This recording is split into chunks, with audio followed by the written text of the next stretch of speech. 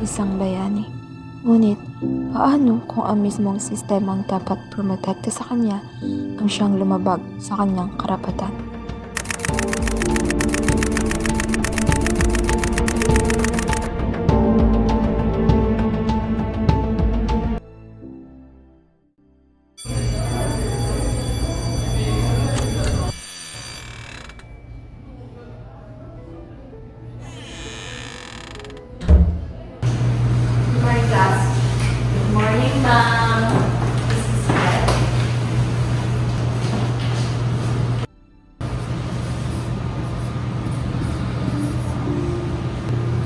Okay, so open your books on page 118.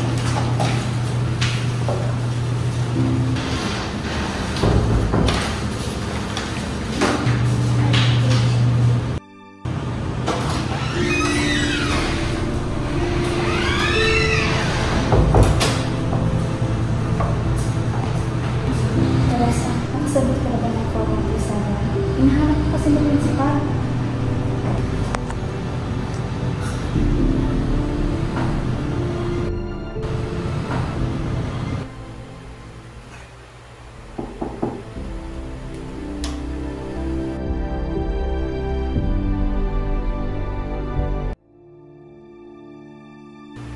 Morning, ma'am. Maupo ka.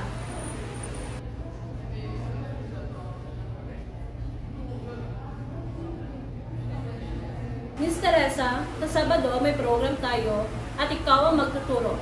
Non-negotiable. Pero ma'am, ilang Sabado na po akong walang bayad. May anak rin po akong pinapakain. Ayaw mo? Mag-file ka ng leave. Ako pa rin na may final say dito.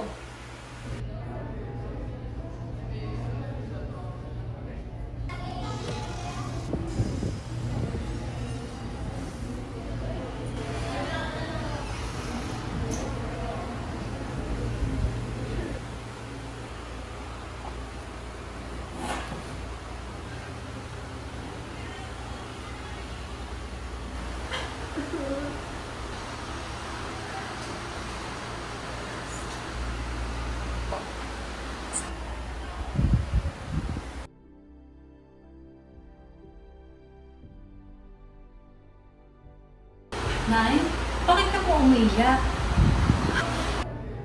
Kasi kahit anong pagod ko, parang wala pa rin halaga.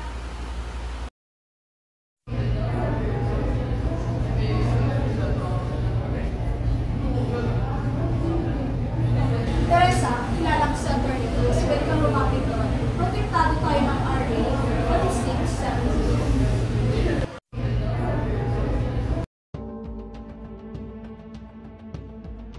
Article 18, no teacher shall render overtime without proper compensation. Pwede pa po bang abulin? May laban tayo dito, kaya natin to. Isang memorandum ang ibinigay kay Ma'am Teresa.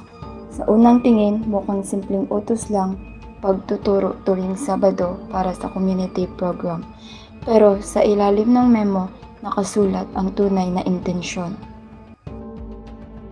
Ganitong klaseng memo ang tahimik pero mapanlin lang. Sa likod ng bawat kahina, may kwentong sakripisyo at pag-abuso. 6 consecutive Saturdays, no overtime recorded. Violation of RA 4670 confirmed. Ginawa ko lang ang tama! Ngay, hindi siya makatao. Hindi niya alam yung dapat para sa mga trabahante niya. Kahit nakapagod na.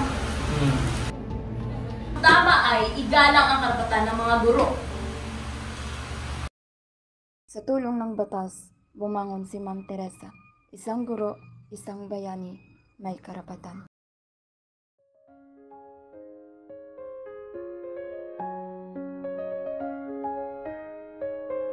Good morning, class! Good morning, ma'am! So kahapon, natutunan natin ang tungkol sa pagtutulungan. Kayo naman, pag-usapan natin ang tungkol sa karapatan. Ako, ma'am, hindi lang po kayo nagtuturo. Ipinaglaban niyo rin kami. Gusto para sa